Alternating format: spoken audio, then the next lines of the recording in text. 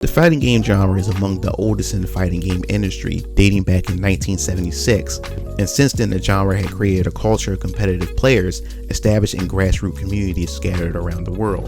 The 90s era of fighting games is where some of the best fighting game franchises were born and still around to this day, while others fade off into the distance. Fighting games such as Street Fighter, Tekken, and Mortal Kombat are some of the flagship fighting games that stood the test of time and are still very much alive and kicking. But there's one fighting game series of that era whose fate still remain in question, and that fighting game series is the Marvel vs. Capcom series. And today I want to ask the question if the series still has much life left in it, and is it possible to make a return? Or is the series dead for good? So before we get into that, make sure you hit that subscribe button and notification bell for more fighting games and JRPG content here on this channel. So let's dive right into it.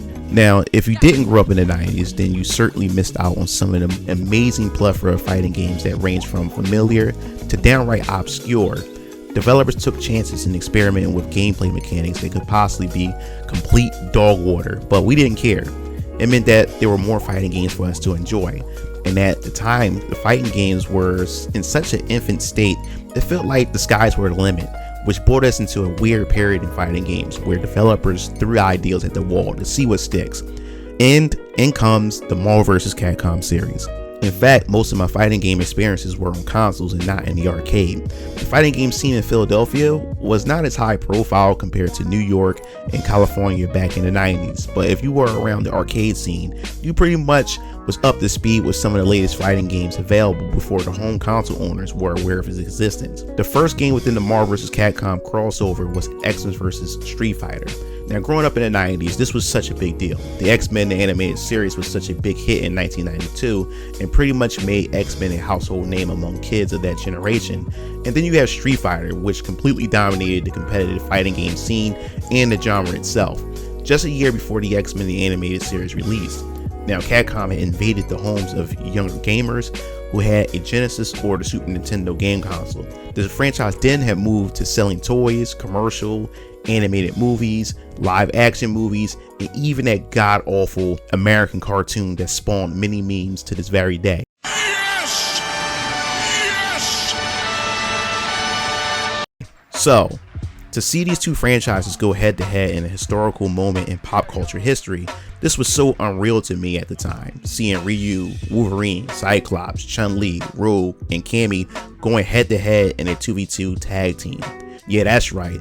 This game has spawned a popular gameplay mechanic that many fighting games use today. The ability to control two fighters by tagging them in and out of a match just blew my mind as a kid. But to the competitive players, this was just the beginning of what's to come for the competitive scene and what eventually evolved into the future. Now, the game is pretty much fast paced and it changed how the Street Fighter roster behaved during the match. Chain combos, high jumps, and even hyper moves were given to the Street Fighter cast in order to compete with the mutants. It was just strange seeing Zangief and Dhalsim jumping high into the air against Sabretooth and Gambit, but who the hell cares? Because it was simply fun and engaging. My friends in middle school told me of the game's existence because it wasn't released on consoles at the time, so I had my father take my brother and I to the arcade so we could play the game. What I didn't know was Marvel Superheroes vs. Street Fighter was just released by the time I knew of the game's existence of X-Men vs. Street Fighter. So now the crossover isn't limited to X-Men characters, but this time some of the Marvel rosters. I want to be honest, Marvel Superheroes vs. Street Fighter is still one of my favorite out of the 90s era 2D versus games. This game now introduced partner assist mechanics, which most tag-based fighting games adopted moving forward. Now a new layer of combat must be taken under consideration when approaching your opponent and to also extend your combos. But now that I look back at the two games, I realize how little room between releases that these games had to breathe. And also, what does that mean for the competitive scene since both titles released 8 months to a year from one another? This pattern continued in 1998 with the release of Marvel vs. Capcom, which I didn't know existed until the release of the Sega Dreamcast, which was one of the 8 titles I received from my parents on Christmas of 1999, along with an arcade stick. So, how was Capcom able to spit out these many crossover titles back to back? Did they even consider market saturation within the fighting game genre? Or was it because their license agreement with Marvel Comics, which is still something that we still don't understand how it works to this very day? but was the contract agreement something weird? But nonetheless, Marvel vs. Capcom 2 was the last hurrah before the series had remained dormant for years to come. But one thing for sure, Marvel vs. Capcom 2 had left an impact on the competitive scene and had made EVO what it is to this very day. While many of us weren't sure whether or not Marvel vs. Capcom series would return, fans continued to play Marvel vs. Capcom 2, which we could assume that it made Marvel and Capcom aware that there's still passion for the series. But in early 2009, when the Marvel vs. Capcom Tournament Edition stick released, which I unboxed and reviewed, you can go check that out if you like. But when this Tournament Edition stick was released, it had me speculating whether or not a possible Marvel vs. Capcom game is on the way. Capcom just released a HD remaster of the game on the Xbox 360, which was a sign of good things to come. Just 2 years later, in 2011, we finally got a release of Marvel vs. Capcom 3, and fans were for sure confident that the series was here to stay once and for all. But for me, the game was kind of a mixed bag. I wasn't a huge fan of the art style, and the X Factor mechanic, which was one of the biggest annoyances of the game, was something that really bothered me. And this game was where I was also introduced to touch to death and long string combos, which you weren't able to do anything but sit there until your opponent was finished or dropped the combo. So pretty much I call them YouTube video combos, where people make combo videos on YouTube of doing some crazy shenanigans, and that's what I've seen them as. And despite of it being successful among the fans and the mainstream, it definitely wasn't one of my favorites. This may be controversial, but I really preferred Tatsunoko vs. Capcom over Marvel vs. Capcom 3. I've also done a gathering video with my family and friends a few years back. You can go check that out for yourself.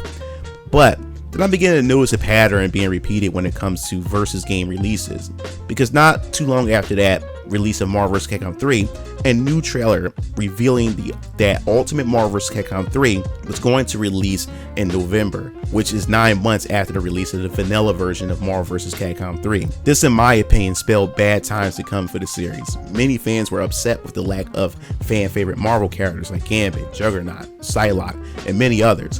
While on the Capcom side, fans were wondering what happened to Mega Man. Capcom inserted every other Mega Man character but Mega Man himself. Then, to add insult to injury, they had the missing characters on wanted posters on the night of the Sentinel stage found in Ultimate Marvel vs. Capcom 3. The Ultimate version of the game introduced more Marvel characters that most fans weren't familiar with nor even asked for, especially Rocket Raccoon at the time.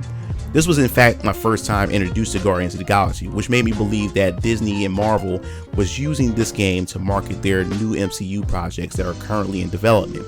This left many fans like myself disappointed, since it meant that we would never get any of the characters that we want to see return into the series. The quick release of Ultimate Marvel vs. Capcom 3 had me a bit nervous. Is this another one of those weird license agreements again between Marvel and Capcom? It was most likely so, since there weren't any other announcement left for Marvel vs. Capcom 3 after the Ultimate series release. Well, we did get Marvel vs. Capcom Origins in 2012, but no one really embraced it as much as Marvel vs. Capcom 2 HD or MVC3. So we are back at square one again. Nothing new from both companies, so the competitive scene held it down for the series, but it wasn't until 4 years later in 2016 where we get a teaser of Marvel vs. Capcom Infinite, which had me and many others excited once again. Seeing Mega Man X also made the crowd pop off of excitement because it felt like a sign that Capcom is listening to fans once again. But that's when the cracks begin to show in early 2017, when the game begins its promotional cycle. Fans were disappointed with the game's art direction and style. X-Men characters were completely removed from the series due to Fox owning the rights to the movies at the time. So Disney Marvel prioritized their MCU characters over what the fans actually want from a Marvel vs. Capcom game. The roster was a complete ass from both Capcom and Marvel, despite the game presenting new tag mechanics that proved to be some of the best that the scene has to offer. This game had also created so much controversy surrounding it, from the horrible character models and the infamous Peter Rosas, aka Combo Fiend remarks, the horrible collector's edition that falsely advertised how colorful and huge the Infinity Gems were. Yeah, and how about the FGC calling certain pro players shill for liking the game? Yeah, and we also can't forget how much heat Maximilian received for enjoying the game as well. Man, those were crazy times for Marvel vs. Capcom fans. Once the game released, it pretty much divided the community, and what made things worse was the Infinity Stone tournament, which had its own set of problems. Now, the game just kept getting bad press, even after its release, especially with its DLC, which halted abruptly. The poor sales of the game showed lack of confidence from Marvel, and once again, the game went radio silent. The series had created an empty void that was looking to be filled once again, which many players began to look elsewhere for games that had the same spirit of Marvel vs. Capcom. And I believe that's why Dragon Ball FighterZ benefited from the downfall of Marvel vs. Capcom Infinite and were able to reel in a player base who were looking for something similar to it. Despite it being a great game on its own, it most certainly took advantage of that missed opportunity. And we also can't forget Power Rangers Battle for the Grid, which is developed by some of the players who once competed in the FGC and played the Marvel vs. Capcom games. This game is literally Marvel vs. Capcom with Power Rangers skin, with refined and new gameplay mechanics added to the game, and it's totally a good thing. BlazBlue Crawl's Tag Battle even dipped his toe in the Tag Team Arena. These were all titles looking to fill in that Marvel vs. Capcom void that they had left behind after the failure of Marvel vs. Capcom Infinite. So what's next for Marvel vs. Capcom? Is there still life left in the series, or is it completely dead? I still believe there's a chance. Just a few months ago, Arcade1Up announced a partnership with Marvel and Capcom to release their Marvel vs. Capcom 2 arcade cabinet, which included all of the Versus games inside with online play, except Marvel vs. Capcom 2, since the online testing is still in development and will be released at a later date. I've done an unboxing and assembly of the cabinet that you can go back and check out for yourself if you're interested. But this is a sign that there's still some kind of relationship between the two companies if they are willing to allow this kind of partnership to go through. It reminds me of the Marvel vs. Capcom arcade stick, then the release of the HD on the Xbox 360, and then the eventual release of Marvel vs. Capcom 3. There's something, possibly something in the pipeline. Where there's smoke, there's fire, and quite possibly another opportunity to return to Marvel vs. Capcom. We can only hope. So what are your thoughts of the Marvel vs. Capcom series? You think there's a chance of a return, or should we pack it up and go home? Definitely want to hear your thoughts in the comment section below. Leave your thoughts. And I think this is a pretty interesting video. Many people love this series, including myself. And hopefully we get a chance to see this series return once again. And hopefully Marvel and Disney allow Capcom to give fans what they want. And if you give fans what they want, people will come in and will support it. And they should just put aside their marketing behind the MCU and just create a game that people will just want to play.